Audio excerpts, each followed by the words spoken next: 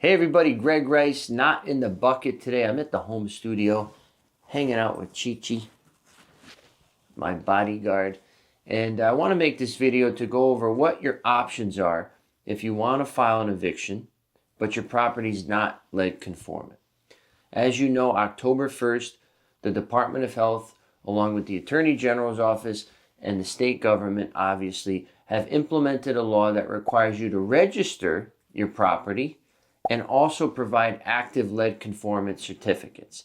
And I went through a whole 30-minute spiel last week going over why that's not possible at this time. It's necessary, but it's not possible.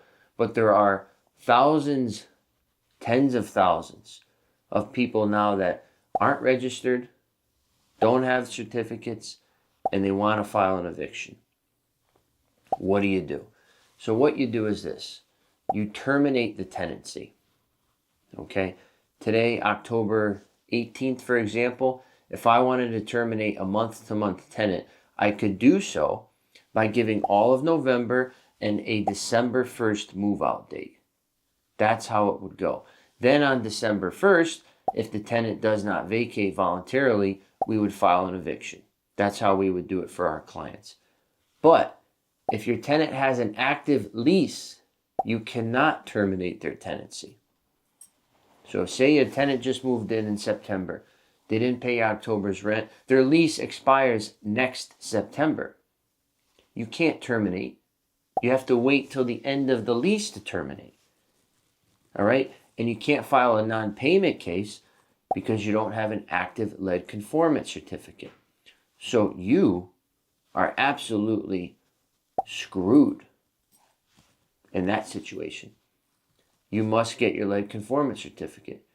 That's going to be quicker than waiting until the end of the lease. Or you could try to negotiate with the tenant and do an old school cash for keys situation. But that's not really desirable or recommended for a variety of reasons. So, bottom line is this. Lead certificate or bust, in essence. And if you're doing the termination cases, they're going to take longer and they're more expensive than the non-payment cases. So, most companies now, lead conformance-wise, are not accepting new clients. So that's a big problem.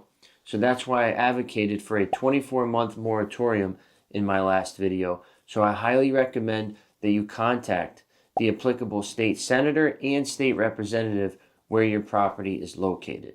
And it doesn't matter if you live in another state, if you don't live in Rhode Island, that's fine. You still own this property and you still can voice your opinions. So you need to tell legislators that we need more time. There's only going to be a building list of people that want to file evictions that can't, all right? And where have our property rights gone at this point? Do we even own these properties anymore? We're responsible for them, but we can't make decisions about how they operate. This, to me, is very scary. It's not a good sign. It doesn't make me comfortable, but there are workarounds, like I just talked about. They're not desirable, but you can still work around it. But ultimately, you got to get your properties up to snuff. And if you have any questions, need any advice or feedback, we're an open door here. So post a comment below, shoot me an email, gregnexusleasing@gmail.com, and I'll get right back to you. Once again, Greg Rice, not in the bucket. Your property and your lead paint woes managed.